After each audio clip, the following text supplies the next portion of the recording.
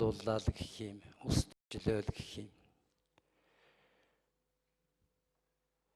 Одоо үннийг хэлж болдгоо л төр болж байгаа юм байна л да. 2013 онд дэлхийн зах зээл дээр уулуурхан бүтээгдэхүүн үн хөдлөөгүй хэвэн байж байх үед тэрвийн нэрх баригчдын буруу бодлогоос болж эдийн засгийн хямрал нүүрлэхээр нь ээлж тус чуулган зарлуулж хуралдуулж үдсэн шүү дээ. Тэгэхэд мөн л бүх юм хэвэн байгаа, та нар харлууллаа, бид нар гоё юм хийж яах гэж савсар байгаа, та нар бүх юмыг балдаад хайсан шүү дээ. Мөнгөний чинь бодлого буруу байна гэж 4 жил ярьсан хүн би энд сууж байна. Энэ зул жаргал гэдэг хүнээ зайлуулахгүй бол хятадтай энэ банкны систем чинь дуусах нэ гэдгийг яриад ядсан шүү дээ. Тэгээ одоо энэ үннийг хэлж болохгүй юу? Энэ үннийг хэлчихэд энэс гарах арга замаа тодорхойлж болохгүй юу? Альва амьдрал төр ус гэдэг юм чинь 3 цагийн хэлхэн дээр л оршд юм л да. Өчигдөр өнөөдөр маргааш хурвас. Цаашдаа энийг ярина. Арчилсан намын хаан, Монгол Ардын хувьсгалт намын хаан ярьжаач энэ хүндрэлээс гарах арга замаа тодорхойлно шүү. Ярьжааж дахин ийм завхрал үүсгээс сэргийлэн шүү. Эвийлэхгүй шүү. Энийг харин хэлж. Тэгээ би ерөнхий сайдаас нэг асуулт асуух гэдэг юм.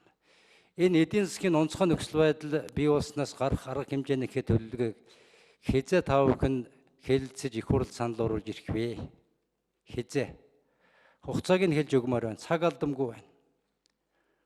17% өсөлттэй байсан эдийн засгийг 1.5%-аар унгachхад 3 тэрбум долларын нөөцтэй байсан банкыг хасах 1.5-таа болгочиход бүх аж ахуйн нэгжийг дампууруулж хаячихад энэ тухай битгий яригж энд суугаад байдаг чинь ямар учиртай.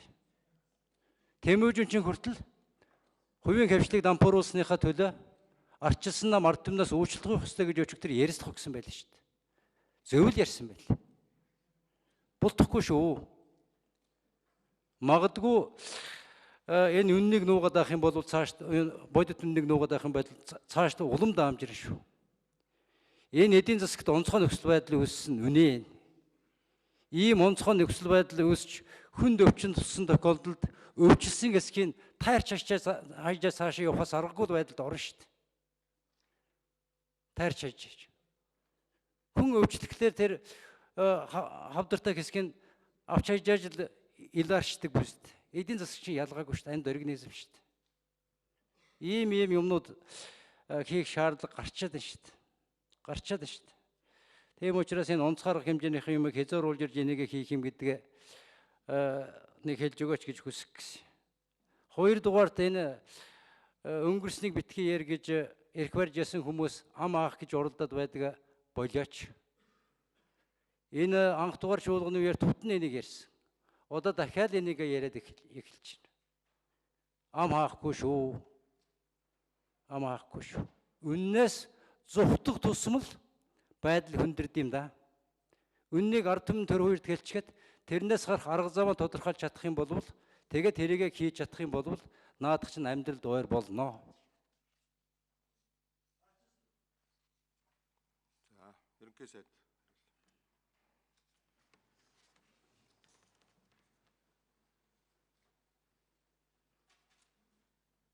За, нэмдэрж гүсүний асуултанд хариулъя. Тэгэхээр эдийн засгийн хүндрэлээс гарах онцгой нөхцөл байдлын хөтөлбөрийг бол одоо Монгол банк сангийн ам баяр дээр бол боловсруулж байгаа.